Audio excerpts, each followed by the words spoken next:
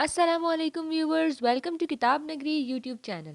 کتابوں کی نگری میں خوش آمدید۔ میں ہوں آپ کی ہوسٹ دیا خان، اور آج میں آپ لوگوں کے لیے لے کر آئی ہوں پری شاہ کے قلم سے لکھا گیا خوبصورت ناول تیرے نال عشق ایپیسوڈ نمبر 20۔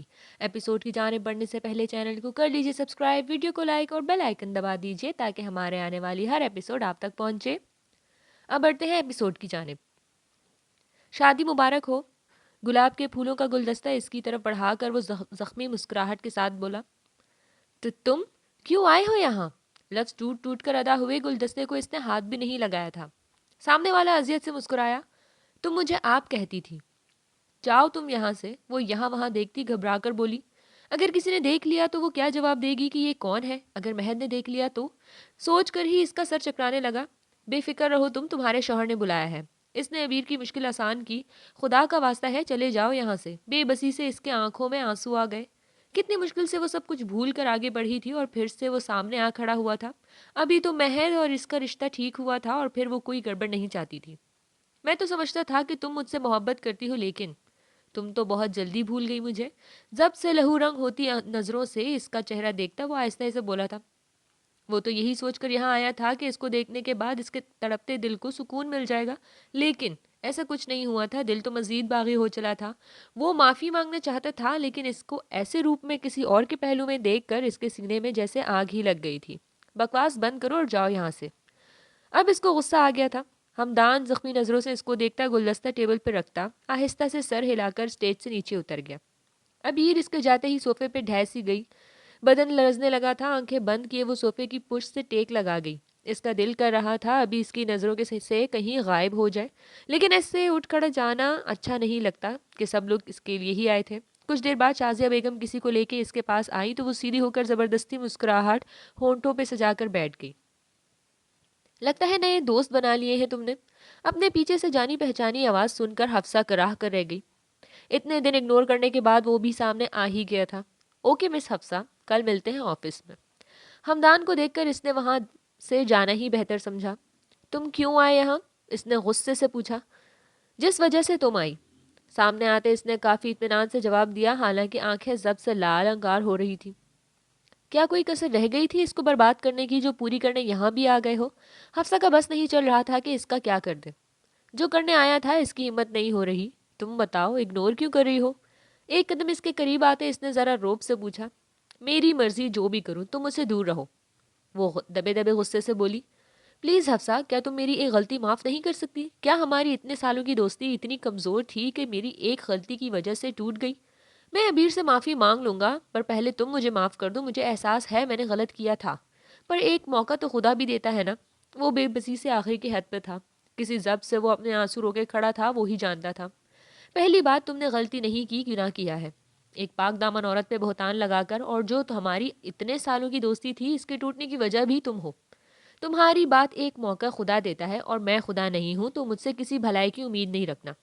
میرا دوست اس دن مر گیا تھا جس نے اپنی بیوی کے کردار کو داغدار کیا تھا۔ اب تم سے میرا کوئی رشتہ نہیں ہے۔ پارٹی میں موجود لوگوں کا لحاظ کرتے وہ آہستہ آواز میں غصے سے کہہ کر وہاں سے چلی گئی۔ ہمدان بے بسی سے بالوں میں ہاتھ پھیر کر رہ گیا۔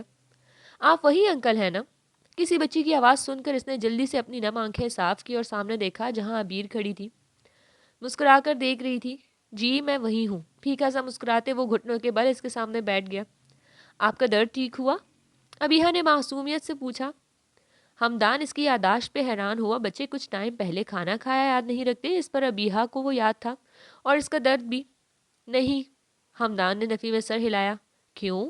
اس نے چھوٹی سی پیشانی پہ بل لیے فکرمندی سے پوچھا۔ اللہ جی نے مجھے معاف نہیں کیا، اور میں روز ان سے دعا کرتا ہوں، پر وہ سنتے ہی نہیں۔ اس نے منہ لٹکائے جواب دیا۔ میری بھی نہیں سنتے، میں بھی بہت سیڈ تھی۔ پھر پتہ ہے امو نے کہا کہ اللہ جی کو جن کی آواز زیادہ اچھی لگتی ہے، اللہ جی ان کی دعا دیر سے سنتے ہیں، تاکہ وہ روز روز اللہ جی سے دعا کریں۔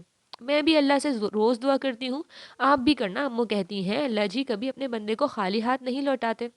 اس نے ہمیشہ کی طرح ماں کی بات دہرائی تو ہمدان مسکرا دیا۔ تھینک یو لٹل گرل، آپ نے پھر سے مجھے امید کی ڈور تھما دی۔ ہمدان نے پیار سے اس کے سر پہ ہاتھ رکھا۔ میں جاؤں؟ اس نے معصومیت سے پوچھا تو ہمدان نے سر ہلا دیا۔ اس کے جانے کے بعد وہ مہد سے ملتا خود بھی وہاں سے چلا گیا۔ جس وجہ سے وہ آیا تھا وہ کرنے کی تو ہمت نہیں ہوئی تھی، اب وہ وہاں رکنے کا کوئی جواز بھی۔ ابیر کیوں ڈسٹرب ہو رہی ہیں؟ اس کو بار بار کروٹ بدلتا دیکھ کر وہ آخرکار بول پڑا۔ ابیر نے کوئی جواب نہیں دیا، خاموشی سے آنکھیں میچی تھی، البتہ آنکھوں کے کناروں سے آنسو نکل کر تکیے میں جذب ہونے لگے تھے۔ مہد نے جواب نہ پا کر ابیہا کو اٹھا کر اپنی سائڈ پہ کیا جو آج ان کے ساتھ سوئی تھی، اور خود اٹھ کر ابیر کے سائڈ پہ لیٹ کر اس کا سر اپنے بازو پہ رکھا۔ ابیر کے آنسوؤں میں تیزی آ گئی۔ اگر کوئی بات ہے تو مجھ سے شیئر کر سکتی ہیں، جب سے پارٹی ختم ہوئی ہے تب سے دیکھ رہا ہوں کچھ پریشان سی ہے۔ اس کے بالوں میں انگلیاں چلاتے وہ نرمی سے بولا، آپ پلیز اس کو دوبارہ نہیں بلانا۔ بہت مشکل سے اس نے لفظ ادا کیے تھے کہ اس کو نہیں بلانا، مجھے پوری بات بتائیں۔ انگلی کی نرم پوروں سے اس کے آنسو صاف کرتے اس نے نرمی سے پوچھا، وہ ہمدان کو نہیں بلانا پھر سے؟ اس نے ہچکی لی۔ کیوں؟ اس نے کچھ کہا آپ سے؟ مجھے بتائیں۔ ہمدان کا نام سن کر وہ اٹھ بیٹھا اور ذرا غصے سے پوچھا، آپ غصہ نہیں کریں پلیز۔ اس کے سینے پہ سر رکھتے وہ بھرائے لہجے میں بولی، آپ مجھے پوری بات بتائیں، کیا ہوا ہے؟ اس نے اپنا غصہ کنٹرول کیا۔ وہ میرا پہلا شوہر تھا، پر میں اس سے بات نہیں کی، سچی، اور میں اس سے ملتی بھی نہیں ہوں۔ آج آپ نے بلایا تھا اس کو، میں نے نہیں بلایا، اور میں اس سے محبت بھی نہیں کرتی، سچی میں صرف آپ کی بیوی ہوں اور کسی سے بات نہیں کرتی۔ اس کی شرٹ زور سے مٹھی میں جکڑے وہ آنکھیں میچ کر بولی۔ اس کی بات سنتے مہد نے آنکھیں میچ کر اپنا غصہ ضبط کیا۔ ابیر یہاں دیکھیں میری طرف اور پھر بتائیں۔ اپنی شرٹ اس کے ہاتھ سے چھڑوا کر اس کا چہرہ سامنے کیا۔ آپ کی بیوی ہوں اور کسی سے بات نہیں کرتی۔ کان سے بھوری آنکھوں میں آنسو لیے اس نے یقین دلانا چاہا۔ دل میں کچھ ڈر بھی تھا کہ وہ بھی کہیں ہمدان کی طرح اس کو غلط نہ سمجھ لے۔ میں جانتا ہوں، مجھے یقین ہے آپ پر، روئے نہیں۔ اس نے محبت سے اس کے آنسو صاف کیے تو ابیر کے طرف دل کو جیسے اس کے الفاظ سن کر قرار آ گیا۔ اب بتائے روئی کیوں تھی، اور ہمدان والا کیا معاملہ ہے؟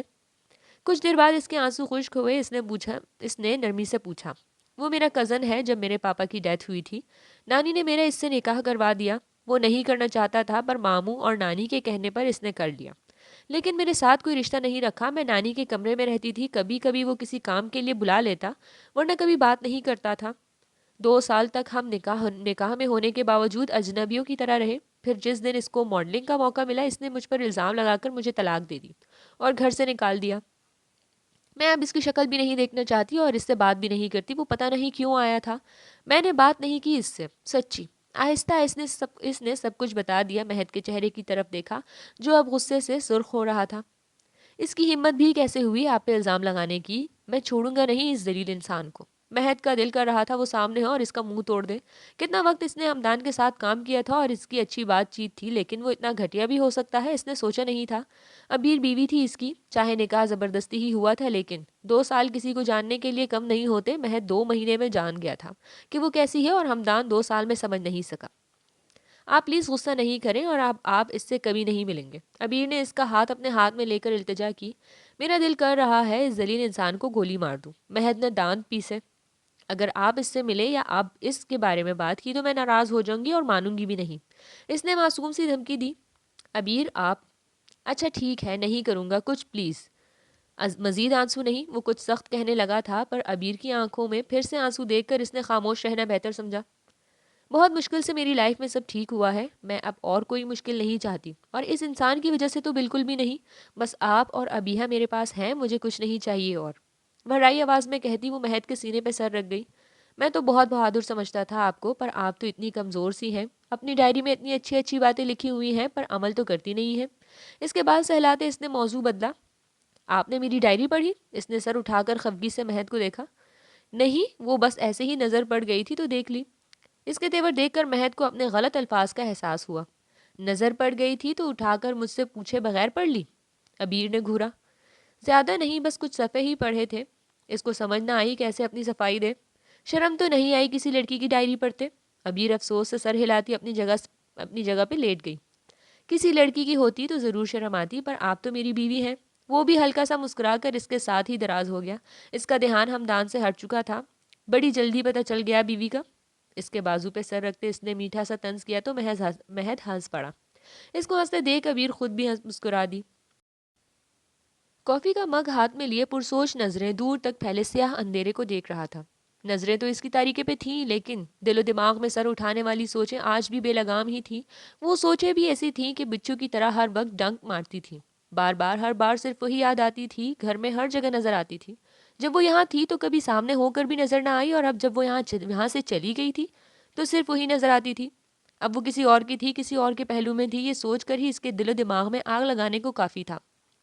گرم کڑوی کافی گھونٹ گھونٹ کر اپنے اندر انڈیلتا وہ مسلسل یہی سوچ رہا تھا کیسے اس کا سامنا کرے، کیسے اس سے معافی مانگے۔ اس دن کے بعد اس کی ہمت ہی نہیں ہوئی تھی کہ اس سے نظر بھی ملا سکے، لیکن اس کو معافی مانگنی تھی جیسے بھی، بس مانگنی تھی، کیونکہ معافی پہلے ملے بغیر تو اب اس کو سکون حاصل نہیں ہونے والا تھا۔ ابیر، اپنے پیچھے کسی کی آہٹ سن کر وہ بے ساختہ بولا۔ یہ نام تو جیسے اس کے دل و دماغ میں چپک کر رہ گیا تھا، ہر آہٹ پہ لگتا تھا جیسے وہ آئی ہو، پر اب اس نے آنا نہیں تھا، کبھی بھی نہیں آنا تھا۔ جان چھوٹ گئی اس منحوس سے، اب کیوں اپنی زبان سے اس کا نام لے رہا ہے؟ فضیلت بیگم اس کے قریب آتی ناگواری سے بولی۔ امی پلیز آپ ایسے نہ کہا کریں، ہمدان نے التجا کی۔ ارے دفع کرو اس منحوس کو، تو اپنا خیال رکھا کر میرا بچہ، دیکھ کیسی شکل بنا لی ہے۔ اس کی سرخ ہوتی آنکھیں اور بکھرا حلیہ دیکھ ماں کے دل کو کچھ ہوا۔ اب گناہ کیا ہے تو سزا بھی تو بھگتنی پڑے گی۔ سر جھکائے وہ بڑبڑایا۔ سزا بھگتیں تیرے دشمن، میرا بچہ تو لاکھوں میں ایک ہے، انہوں نے ممتا سے چور لہجے میں کہتے اپنے بچے کی نظر اتاری۔ گناہ میرا ہے تو سزا بھی مجھے ملے گی، وہ خود سے کہہ رہا تھا۔ کیا بولے جا رہا ہے؟ اس کی بات سمجھ نہ آنے پہ انہوں نے پوچھا۔ کچھ نہیں، آپ بتائیں مہوش کیا کر رہی ہے؟ کافی کا خالی مگ پاس پڑی ٹیبل پہ رکھ کر وہ ہلکا سا مسکرایا۔ کیا کرنا ہے اس پاگل نے، جب دیکھو کتابوں میں گھسی رہتی ہے۔ کتنا کہتی ہوں کم پڑھا کرو، نظر کمزور ہو جائے گی، لیکن مجال ہے یہ لڑکی کبھی میری سن لے، پتہ نہیں کیا بنے گا اس کا۔ ان کے جلے کٹے انداز پہ ہمدان ہنس پڑا تھا۔ پڑھنے دیا کریں اس کو، محنت کرے گی تو میڈیکل میں داخلہ ہوگا، آپ اتنا نہ سوچا کریں۔ ان کے کندھے پہ ہاتھ رکھتے وہ پیار سے بولا تو فضیلت بیگم مسکرا دی۔ ایک بات مانے گا میری؟ اس کا اچھا موڈ دیکھ کر انہوں نے پیار سے پوچھا۔ جی حکم کریں۔ وہ بھی محبت سے بولا۔ شادی کر لے میرا بچہ، اب اپنا گھر بسا لے، ترس گئی ہوں تیری خوشیاں دیکھنے کے لیے، ایک ہی میرا بیٹا ہے تو اب اور مت ترسا ماں کو۔ اس کے بالوں میں ہاتھ پھیرتی وہ پیار سے بولی۔ جیسی بھی تھی ماں تھی، اپنے بچے کی خوشیاں دیکھنا چاہتی تھی۔ ان کی بات سن کر ہمدان کی مسکراہٹ غائب ہو گئی اور چہرے کے نکوش تن گئے۔ اگر تجھے کوئی پسند ہے بتا میرا بچہ، میں کل ہی اس کے گھر چلی جاتی ہوں، میں بس تجھے خوش دیکھنا چاہتی ہوں۔ یہ جو تو ہفتہ ہفتہ گھر سے باہر رہتا ہے، ایک دفعہ بیوی آ جائے گی نا، پھر دیکھوں گی کیسے اتنے ایک دن گھر سے باہر رہتا ہے۔ اس کے تاثرات سے بے خبر وہ اپنے دھیان میں بول رہی تھی، کوئی ابیر جیسی ڈھونڈ لیں۔ پتہ نہیں کیوں یہ الفاظ اس کے لبوں سے نکلے۔